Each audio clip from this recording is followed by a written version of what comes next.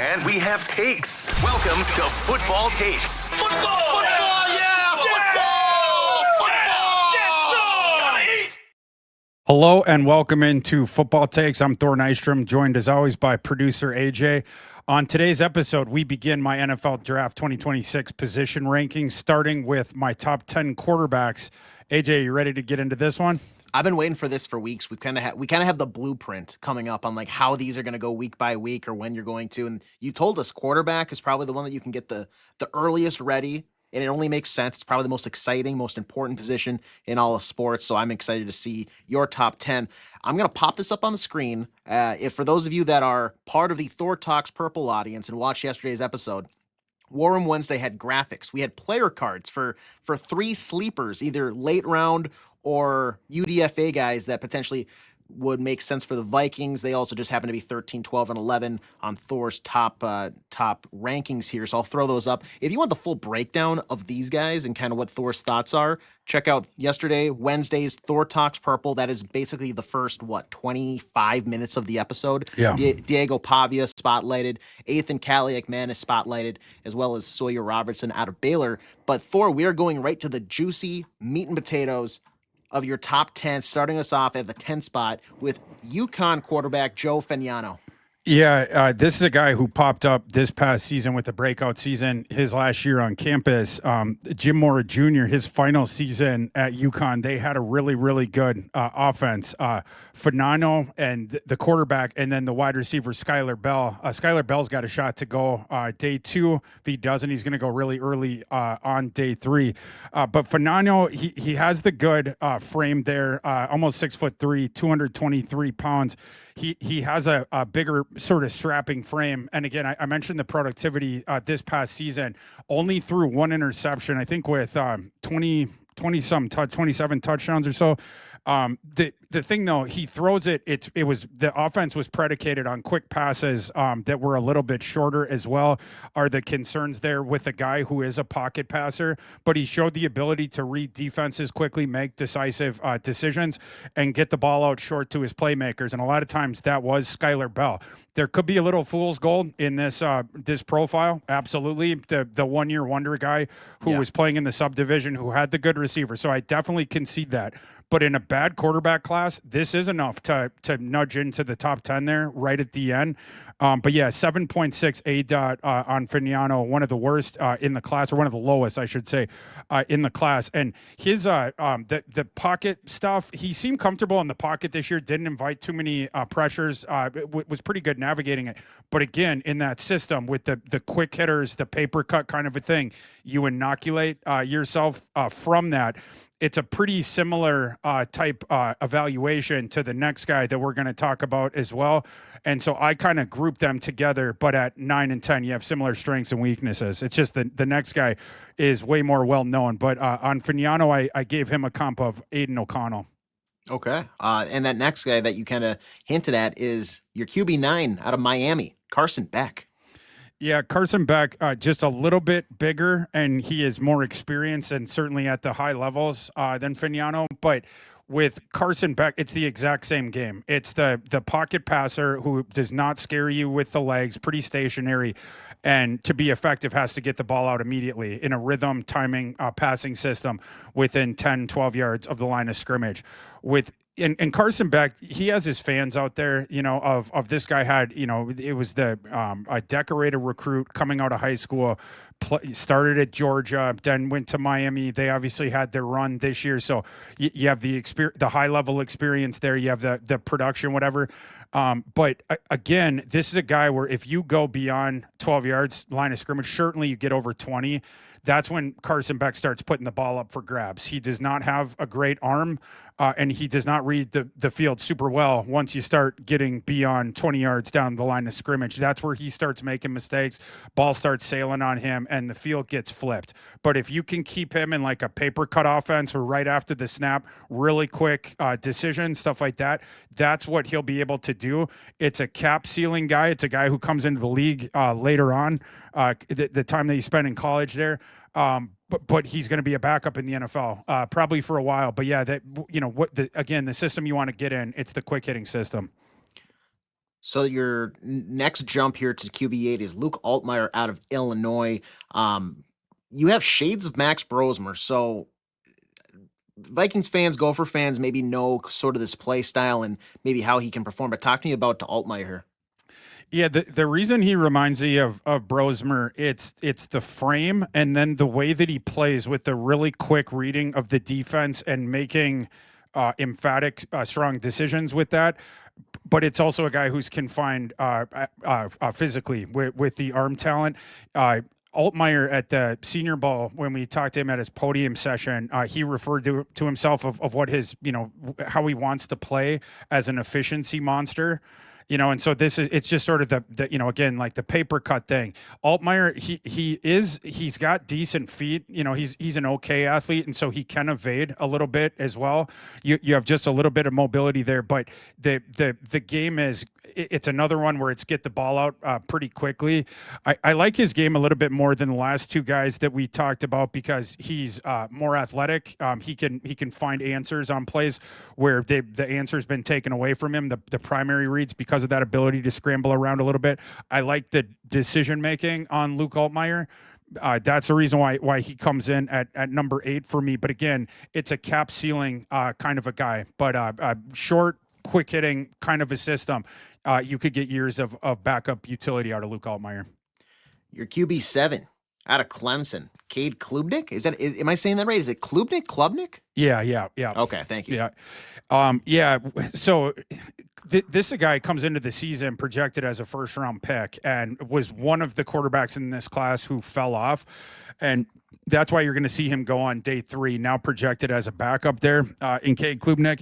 But 22 and a half years old, you see there a little bit younger than some of these other guys. He also is athletic. I kind of group him in with Altmyer. For me, these guys outside the top 6, Fernando and Beck really close together, similar evaluations. And then the next group up, Klubnik and Altmyer there, pretty similar games as well, similar frames. Guys that can scramble around. You don't have howitzer arms on them. They're trying to beat the defense short and intermediate with decisive decision making. Klubnik, there was a lot in college of RPO. They did a whole lot of RPO stuff. He played for Lincoln Riley's brother, was the offensive coordinator there at Clemson, Garrett Riley, and he loves to do a lot of RPO stuff.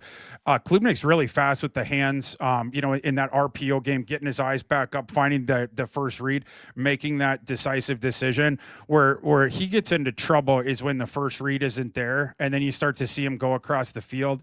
There can be wonky decisions sometimes.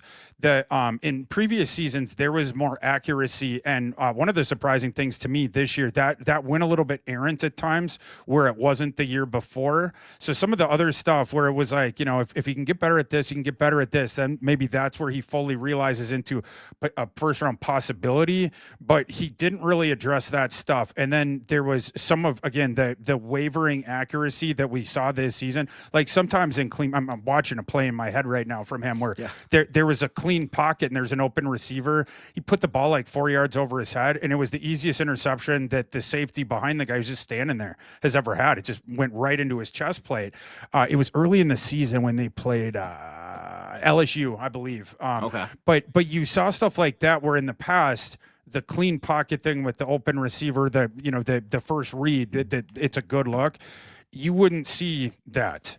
And so that it introduced some more sort of doubt here, but you also have to nod at the ballyhooed recruit coming out, played early at a blue blood-ish kind of program in Clemson, and he did have success there. There was regression last season, but there was regression for basically everyone on Clemson on both sides of the ball. I'm still comfortable ranking him right around here as sort of that long-term backup guy. There's similarities there to Michael Pratt from a couple classes ago, except that Klubnik does not have the health and durability concerns that Pratt did. So expect him to just go a round or two higher than Pratt ended up going. Your QB6, Garrett Nussmeier, LSU, 24 years old, with shades of another former quarterback for the Vikings, Nick Mullins. Yeah. These are where the quarterbacks start to get a little bit more interesting. And you can, however you weigh the sort of evals, move these guys up and down. But with Nussmeier, I'm a little bit lower on him than others, and I was last summer as well. When everyone was high on him, he was the number one quarterback or number two quarterbacks on a lot of different lists. Okay, I'll start with the things that I like about him. Okay. While he's small, he has gumption as a pocket passer. He sees the field pretty well. It's a coach's son and not just a random coach. It's the New Orleans Saints offensive coordinator, Doug Nussmeier, is his father. And you can see the coach's kid stuff in the game of Nussmeier.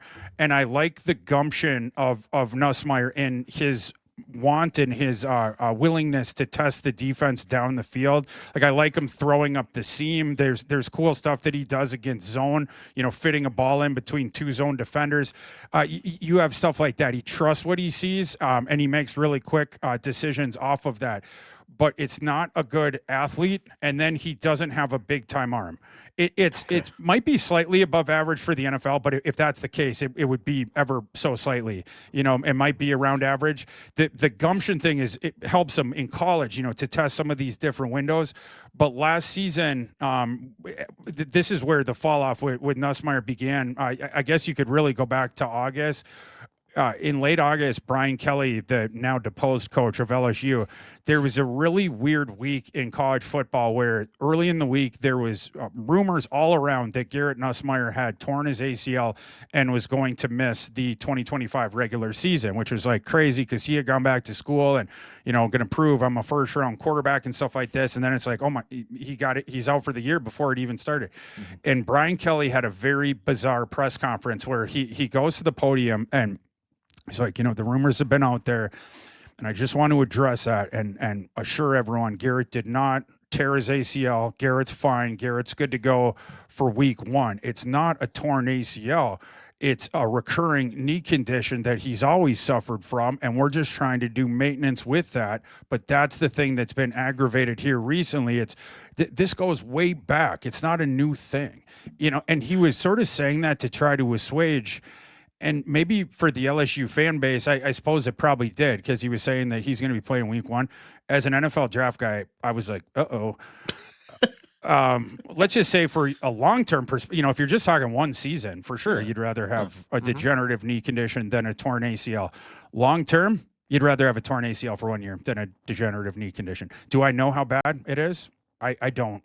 But I give you guys one sort of go back in time with another quarterback of recent history that had a degenerative knee condition. That was Carson Strong. When Carson Strong came out of Nevada, even heading into his draft process, he was considered consensus top 3-4 quarterback.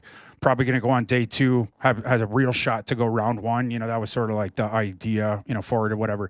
Mm-hmm. And goes through the pre-draft process. We got a fine pre-draft process. It's nothing crazy, but, nothing horrible as well. But as you led up to the draft, all of a sudden there was these, rumors that, the stock is dropping. And there was also rumors about, is there a health thing? Is there a knee thing with Carson Strong? And it was really hard to get to the bottom of what was behind all of that. Well, it turns out at his, the combine medicals, what had happened is they had discovered a degenerative knee condition on Carson Strong that wasn't just a degenerative knee condition. My understanding is that an NFL player had never played with that, whatever, I'm not a doctor. I wouldn't be able to, with the wording or whatever it was. For sure. But that was the thing, right? And so then when you're with NFL teams and their medical, whatever, you sort of get the idea of, okay, what's this kid got and how severe is it and what's your sort of long-term prognosis? Well, then the next part of it is you're sort of taking that kind of stuff and then you're adding it to your data. And the next thing you're going to do is, especially guys with I don't know another word except for exotic kind of health thing, where you're looking at historical data. Right. This is what we do with outliers at positions, guys that are smaller, different stuff like this of like, is there analogs for this guy in the past, that have had NFL careers, right? That we could try to, inform some of our viewpoint of this guy because it's a similar physical package, et cetera. And there wasn't a guy like that in NFL history that had that knee condition. And Carson Strong shockingly fell out of the draft. He was a UDFA. It wasn't shocking to people inside the NFL because they had that information and we didn't. And then Carson Strong very quickly was escorted out of the NFL. I'm not saying that that's going to be Garrett Nussmeier, but I'm saying that degenerative conditions, degenerative knee conditions, goes without saying, how that could affect your evaluation, and also how it could affect your long-term ability to play a violent professional sport. And that's long-term prognosis, thinking about the evaluation, right, over 10 years, 12 years. But what makes it, for me, even a little more concerning than that with regards to Nussmeier is you get to the end of that press conference and Kelly, so yeah, he'll be out there week 1 and we're, go Tigers, that's Ed Orgeron. Sorry, I just had to add that in. My family. And so, yeah, exactly. My family. So that's how they sort of end it. Well, Garrett Nussmeier, then he's playing and he did not look like Garrett Nussmeier anymore. And he was very clearly his base. He just did not have that strong base under him anymore. And now you could see him modifying the way he was throwing, so he didn't have to rotate through that base as much, put as much stress on it. Well, what does that mean? It's your upper body that takes all the stress. Now, well, guess what? You get halfway through the season. Now he looks even worse. So now there's more questions about the health, and should he actually be playing? And then you get Brian Kelly going back. No, it's not as much the knee. He has an abdominal issue. Now he's playing through an abdominal issue. Right. So he picks up another thing because of the playing through pain from the other thing and how he had to modify his throwing motion. So now he's played through an abdominal, whatever it was. Yeah. Down. They finally mercifully shut him down at the end of the season. He should not have played last year. It's in that short term, right? Because it's great to be tough. Right. It's great to play through pain, and availability is the best ability, et cetera. But when your knee condition is that bad, in that moment, at least it was, and then you have to modify that somehow because you can't use that base under you like you used to. You can't put the pressure on it, or that knee's going to get worse. Right. But then again, this is not a guy that has a big time arm. And so, you saw some of that stuff. Now, when he goes to the Senior Bowl, when we were down there a couple weeks back, he looked okay. I will say it was not old Garrett Nussmeier. Anyone that says that it was is lying. But it was, and when I say old Garrett Nussmeier, 2024, he had good tape. He did. And that's when, coming out of that season, the projected first rounder. In fact, one of the NFL's 2 scouting services, I can tell you this, one of the 2 of them gave him a first round grade. He was the only quarterback that they gave a first round grade to over the summer, right? So this is a guy that the NFL does respect. And again, his father coached in the NFL, everything like that. But when you get through the medicals and you get through his 2025 tape, that's where I think the NFL is going to end up agreeing with me and view Garrett Nussmeier as a long-term backup. And that hopefully can also protect some of the physical stuff with him so he doesn't take the wear and tear. This is a coach's kid kind of a guy. And a guy, when his career's done, I expect him to go into coaching. Right. So he's going to be a good guy to have inside the building. He is tough. He is a hard worker, everything like that. He'll be good for a quarterback room. I just can't get there with the ceiling because of all these different things. It's a guy, capped physical ability, capped athleticism, degenerative knee condition. So for all those reasons, he gets up to QB6 for me because it's a terrible quarterback class.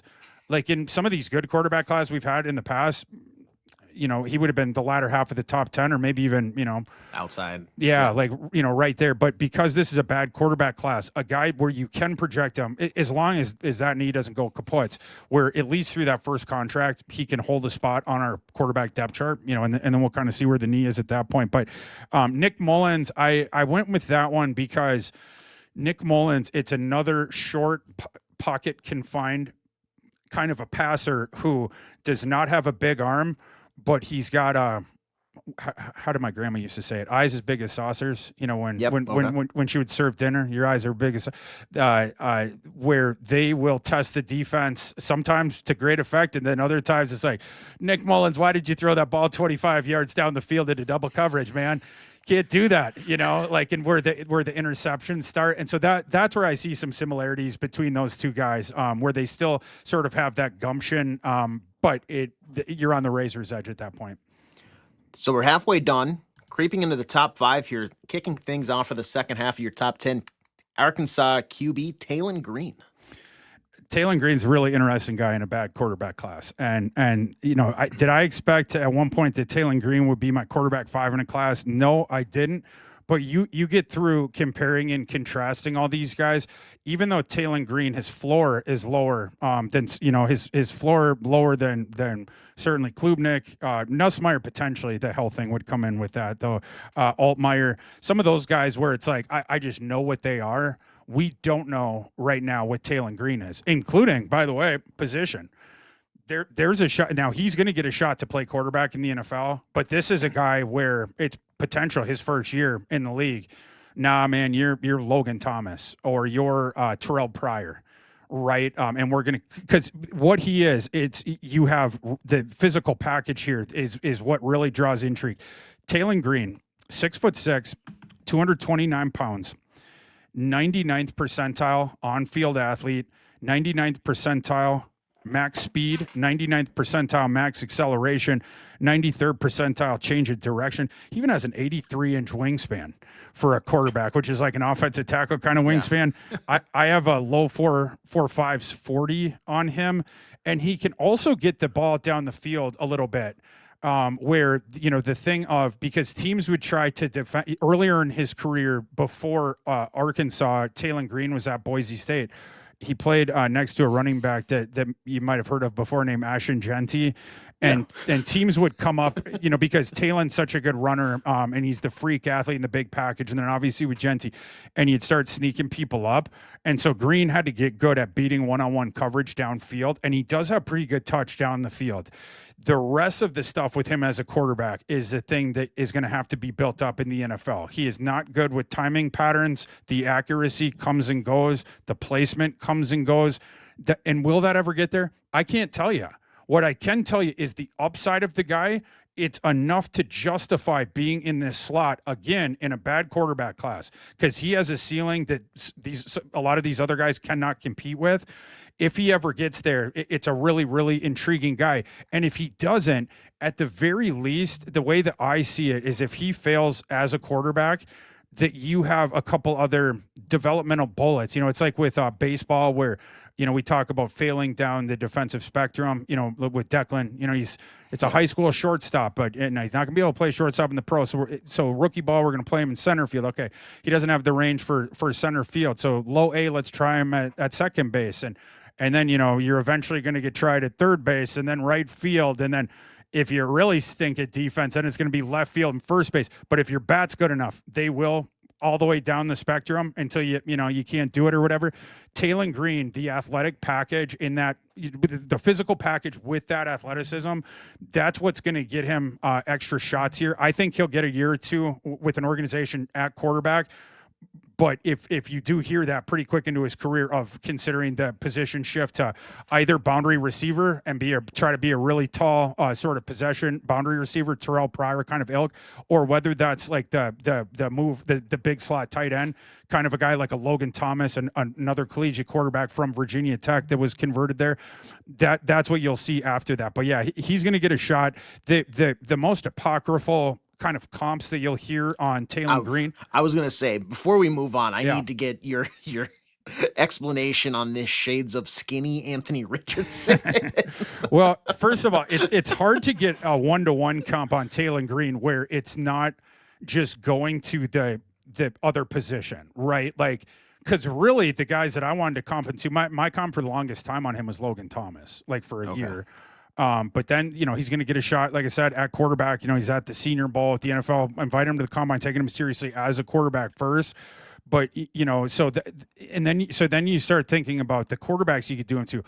Like I said, the most apocryphal one out there, it's Colin Kaepernick, which the part of it that you get, it's like the tall, stretched out guy who gets the ball downfield and then is the good runner, right? And then the other elements were more raw. But Kaepernick was ahead of him in most of the metrics, right? I mean, Taylen's bigger, and Taylen, the athleticism, size adjusted, that would be an interesting comparison between the two. We'll have to see during the pre-draft process.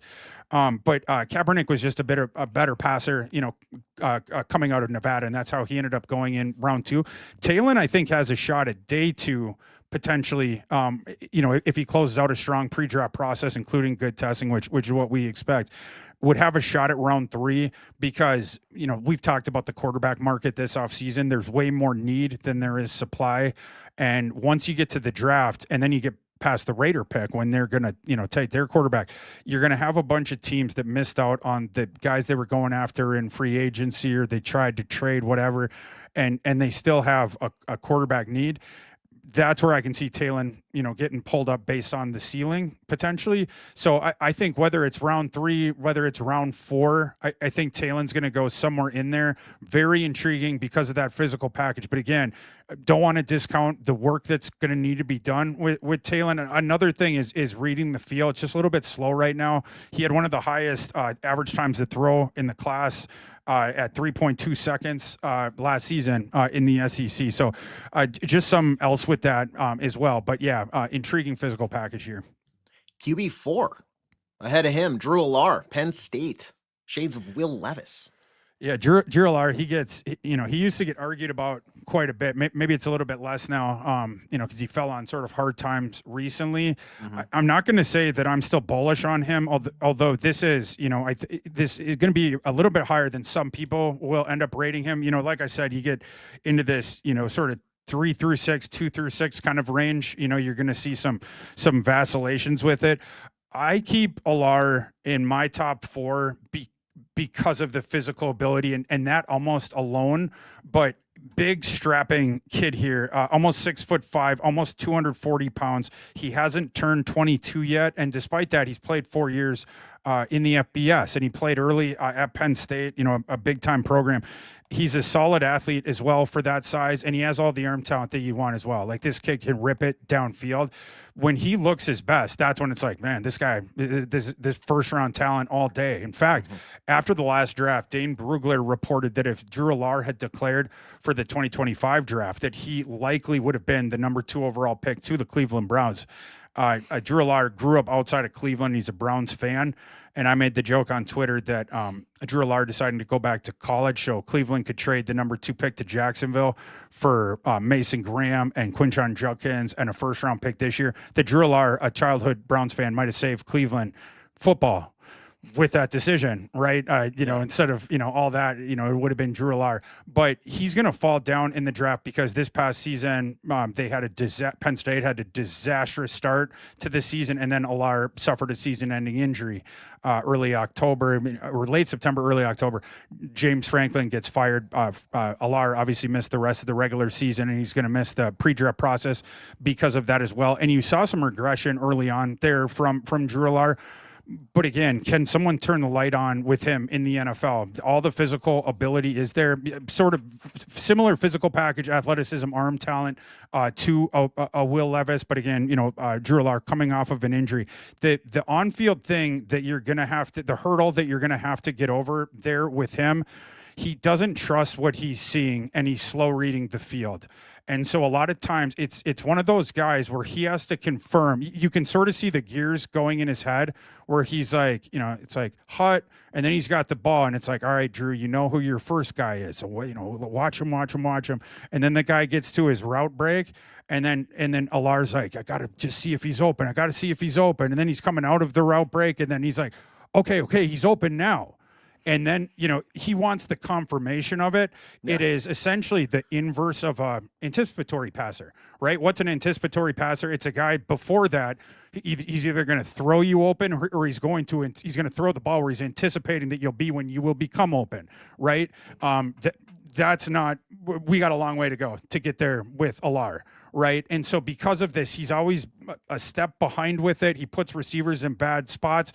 He gives defenders shots to move up and make plays on the ball. And he'll run out of time doing this as well, right? Where all the options just go away and now the pressure's coming, whatever.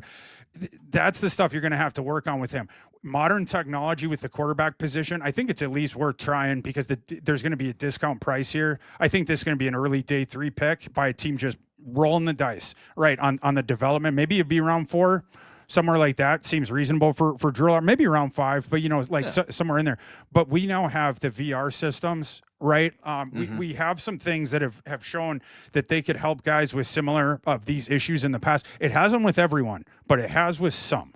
Right. And if you are a quarterback desperate team and we're into Saturday of the last Saturday of April and you haven't addressed that, whether it's free agency, whether it's trade, or whether it's in the first 2 days of the draft, we need a developmental guy. Maybe we have an old court. Maybe it's like the Steelers have brought back Rodgers, right? Yeah. Something like that. Or the Rams, Stafford for one more year. Maybe we want to, have a developmental, maybe McVay thinks, get through to this kid, whatever, like the physical ability, give him a shot for 1 year. But somewhere around there, that's what you have to work on. In the first year, I'd look at it like a redshirt thing. I'd try to get this kid into a VR system, have him in classroom type stuff. Can we teach him anything to make him read the field a little bit faster and have the decision making just a little bit more crisp? But you do still have ability here. And so for that reason, I had to put him QB4. Into the top 3, we kick things off with the prodigal son that we love in our mock drafts. Probably not much longer, though, as you're putting him here at QB3, NDSU quarterback Cole Payton. Yeah, this is higher than you're going to see Cole Payton elsewhere. But my the debate that I had in my head with this one, and it's not over. I got 2 months with all these, but this is where I sit now. But my debate more was not about ranking him lower. It was the QB2 against Simpson, because I view, for me, this is Mendoza. Then it falls off a cliff. Then Simpson, Payton. Then we got another drop, and then that's when we get into your developmental upside guys, the grouping there, Allar, Green, then another slight drop for me, then cap ceiling backup, Nussmeier, and then, that's where we get into the 2, Klubnik and Altmyer, the 2, and so that's sort of how I see the quarterback class right now. But Cole Payton, the upside on him, to me, in this quarterback class, it demands that you rank him right around here. 6 foot 2.5, 229 pounds on him, dual threat guy, lefty. He's going to run in the 4.5s, and he's really good throwing downfield. He has really good touch on those balls, shades him away from defenders, double teams. You'll see him fit balls near the sideline, the trajectory, the touch on it, really, really good. So you have that ability of both the tough runner within a big frame that can grind out yards as a runner, but he also scares defenses deep. And if you bring up too many guys, he is going to beat one-on-one coverage down the field. The hang up for him, or the thing that needs to get better, thinking about him going to the next level, the intermediate stuff, and then staying on time in a pro style NFL system. Right now, he holds onto the ball too long. He'll wait it out because he knows that he has the physical ability to escape and run away in the FCS. The NFL, that is going to go away, and so you have to make more decisive kind of decisions. Last year, Cole Payton, I was talking about Taylen Green and how he had one of the highest average times to throw in this entire class. Cole Payton was more than a tenth of a second more time to throw on average than Taylen Green. 3.33, way high. That needs to come way down. That needs to be under 3 seconds, right? So some of this is the passing scheme with North Dakota State, because they like to run, then they like to do the deep downfield stuff. But again, you notice him waiting things out. Not afraid of the pass rush, and you like that, right? But it's like, bro, you can't do the Houdini thing in the NFL. You're going to have to get better with the quick hitting stuff, that will open up downfield spacing as well for him. But I love the physical package here, the potential that he offers to the NFL, and someone with that who was awesome last season in college football. Last year, Cole Payton had the highest FCS grading for a single season that PFF has ever had, and I believe that he tied the last season of Mac Jones at Alabama with the highest graded single season in PFF college grading history. Was just fabulous. Like 96.5 PFF grade. You guys see it up there. 95 run, 90 run, 95.4 passing grade. Clean pocket, he was great. Under pressure, he was great. He was great when he was blitz. It's great across the board. His average ADOT, 12.4. Speaking of the attacking thing down the field, is 12 yards per attempt. So easily the highest in this class. But again, for the NFL system, you're going to have to win intermediate. You're going to have to win with timing. You're going to have to win with quickness, with your mind. See it really quick. See the coverage look. Get that thing out really quick. That's a part that we're going to have to work on with Payton. So it's not a guy that can play right away. But I'm very, very intrigued with him as a prospect. Number 2 on your list, Alabama QB Ty Simpson. Ty Simpson, for me, is a little bit overrated in terms of talking about him as like because I've been seeing him mocked into the late first round here quite a bit. As a first, that's where it gets too high for me with Ty Simpson. There are things that I like about him. I just think that that's too far for me. Even in a bad quarterback class, Ty Simpson, this is a classic round 2 profile, for me. But Ty Simpson, former 5-star recruit, he did not get his chance to start until his last season on campus. Physical package on him is average, especially for his recruiting pedigree. Like a lot of times those 5-stars, they have the crazy physical ability. With Ty Simpson, it's not as much that. Average size, average athleticism, average arm strength. But Ty Simpson, he's another coach's son. His dad was a coach FCS level, and he excels in the mental aspect of the game, does Ty Simpson. He senses pressure pretty well, automatically climbs the pocket without dropping his eyes. He tends to have a halo around him in the pocket, those sort of subtle movements. He has functional movement inside close quarters, usually leaves that runway in front of him to step into and throw, even when it starts to get a little mucky around him. The greatest strengths, field processing, decision-making, and touch. Like the technique, marries his upper body and his eyes to his feet. He maximizes the zip on his throws because of full body mechanics. Again, going back to the coach's son thing, every movement is in conjunction. So his lower body's helping him generate velocity there and do some of that heavy lifting. But Ty Simpson, inexperienced and inexperienced for the age, but inexperienced in general, especially for a quarterback being considered for the top 50. Believe he only started 15 games total in college, which is 10 less than we like for quarterback prospects heading in. He was great in the first half of that one season when he started. He was really, really good. 2025, beginning of the season, that's when he kind of opened our eyes. Down the stretch, he regressed. There's been different theories for why this is. Some of them don't focus on him, but you can't look away from it. It's a guy that does not have a lot of experience in the second half of the one season he started that, like I said, regressed. There was some panic there where he would start to rush his process.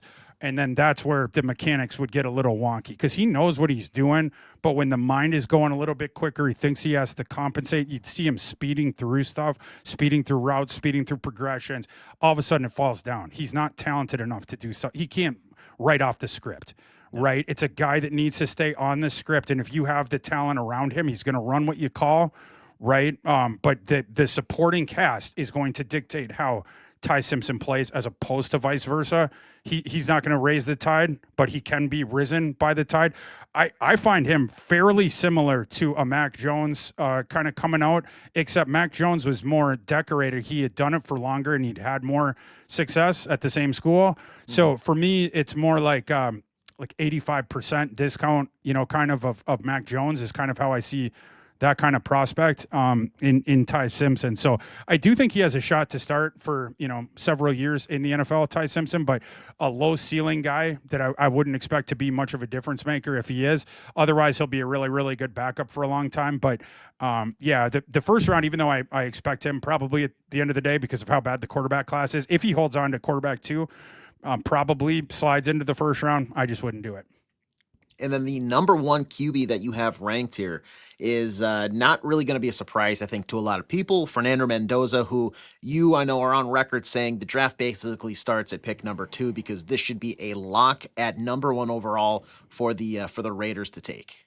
Yeah, Mendoza, big strapping pocket passer and really, really good within structure. As we saw last season with Indiana and their run to the national title, sees the field really well, gets the ball out on time, hits receivers in the hands.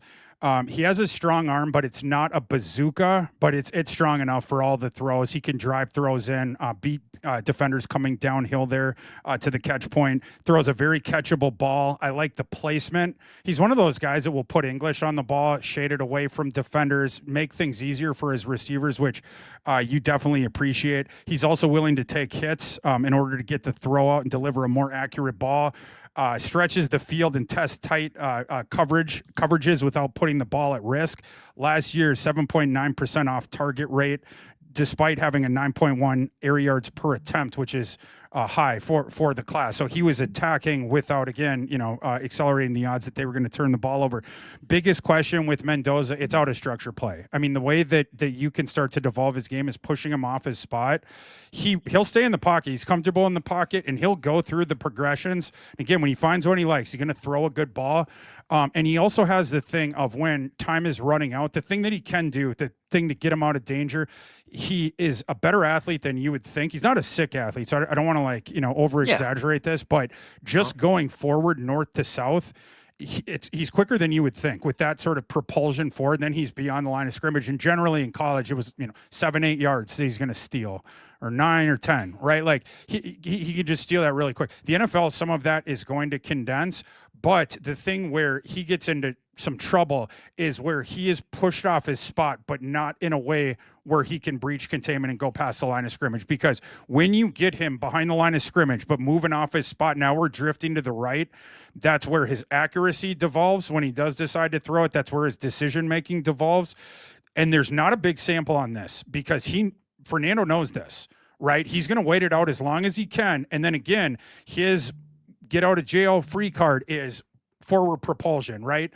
But some instances that is not available, and that's where he gets into that middle ground of now I'm going to try to escape, and I'm going to try to, when he goes out on the perimeter there, and then he's going to try to throw accuracy without that firm base under him. I mean, just think of last year with Mendoza, when he was, all the success he was having, all the big time throws, it's where he's standing straight up, he's got that base under him, right? And he's, and then stepping into the throws and delivering some of these fastballs on the hands. Not many highlight plays on the move throwing, right? So that's the one, again, weakness with him. But the in structure stuff is awesome. He gets comped to two guys ubiquitously, Jared Goff or Matt Ryan. Either one that you want to go with there. Obviously, Matt Ryan a little bit more aggressive, but Jared Goff also came out of Cal, and that game, Jared Goff's not a great athlete, doesn't have a bazooka for an arm, but you see how effective he is, and similar kind of weaknesses there, right? I mean, Jared Goff's not the greatest scrambler and thrown out on the perimeter himself, but man, can he run your concepts for you? And if it's there, he's going to find it. He's not going to make many poor decisions, throws an accurate, catchable ball. That's Fernando Mendoza. This is a very, very easy first overall pick. And then we'll get into the rest of the quarterback class where it gets fascinating. When's the second one going to go? What's the distribution of the rest of them because of the fall off after that? But Fernando Mendoza is legit. What's the gap like in terms of just skill? If you had to put, are we labeling S tier? At least for this class, S tier. Is it going to A tier, going step down to Ty Simpson, or do you even think there's a bigger gap between him and Mendoza where maybe you bump him down out of A altogether? Now he's the head candidate for the B category. Where do you see that big gap between 1 and 2 here? It's quite big. Okay. I think in this class, Mendoza is a worthy first overall pick.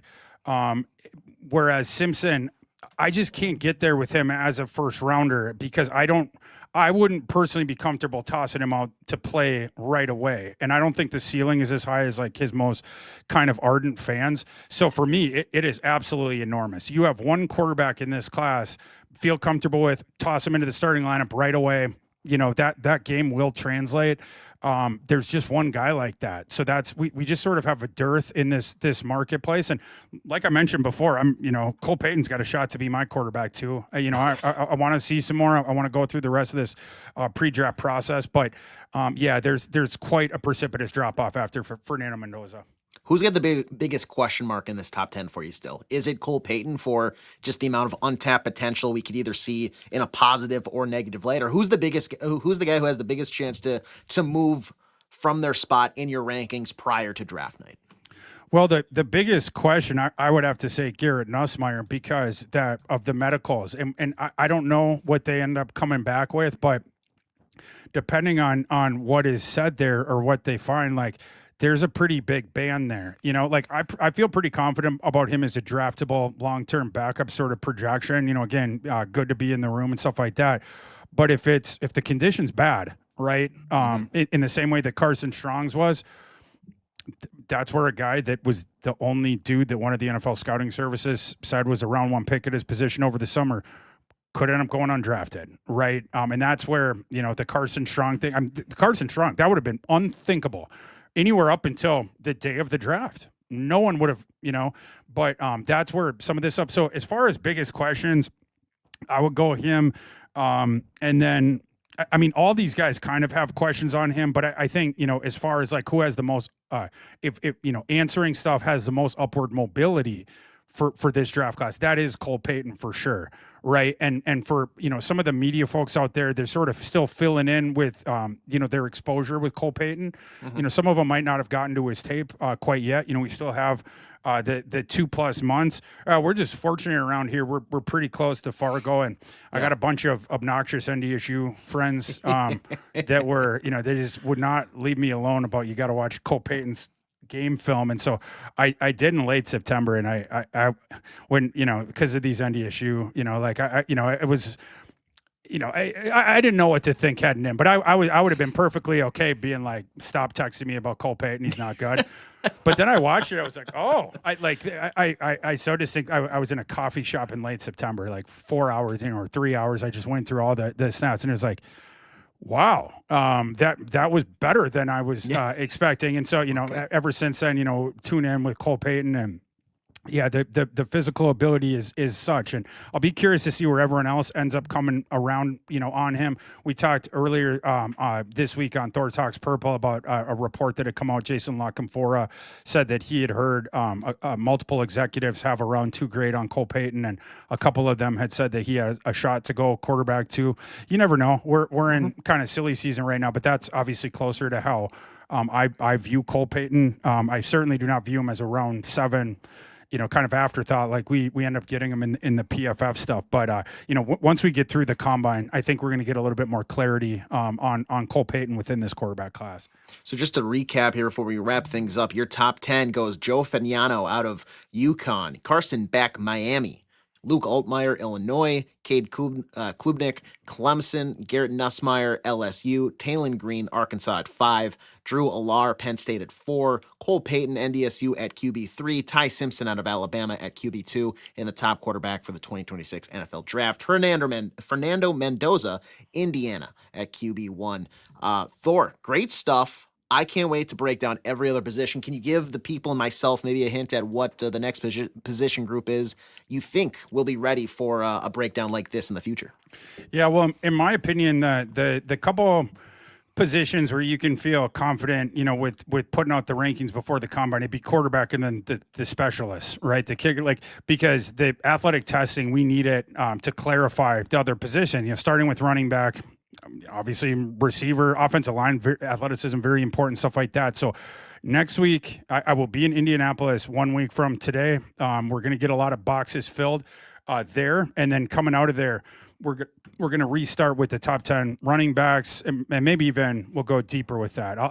Might even have to stretch it over 2 episodes, or also just go quicker. But, because we could stretch that one to 15, or certainly with receiver, coming after that. But we're going to go through every single position as we go through the spring here, and then culminating and leading up to when I drop my 500 player big board with 500 player comps.